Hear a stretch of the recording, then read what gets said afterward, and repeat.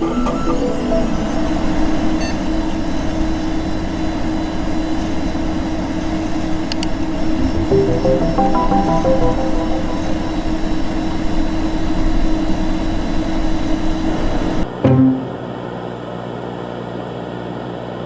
body and mind, it's the only milk with Prebio 1, the natural fiber that helps build defenses against gastrointestinal problems.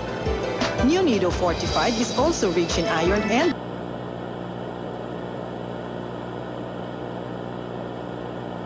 Naantala namin ang amen na katagdang tanggalin gayon. Pakinggan po ninyo ang inyong kaligtasan. Naantala namin ang amen na katagdang tanggalin gayon. Pakinggan po ninyo ang inyong kaligtasan. Isang nilalang ang naipanganak sa Metro Manila simula pa noong 12 oras ng tanghali. Ito ay isang masakit na gumagalaw na dilaw na putik na tinatawag na halimang putik na hidrosid. Halimang putik na hidrosid ay isang kakaibang nilalang na kayang gumalaw para tunawin ang balat ng tao. Kaya ang mga tao sa Metro Manila ay dapat agad na lumikas sa isang zona ng kabihas ng metal at bakal. Kung mahuli ka, tumakbo ng mabilis hanggat makakaya mo.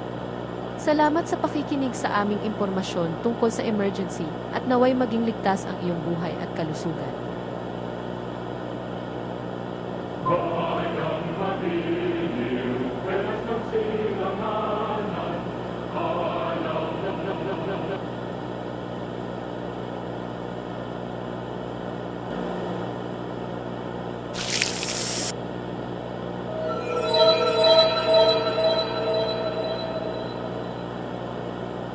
Isang 14 na taong gulang na lalaki, si Evan Vifaresta, ang namatay ng matunaw sa sahig.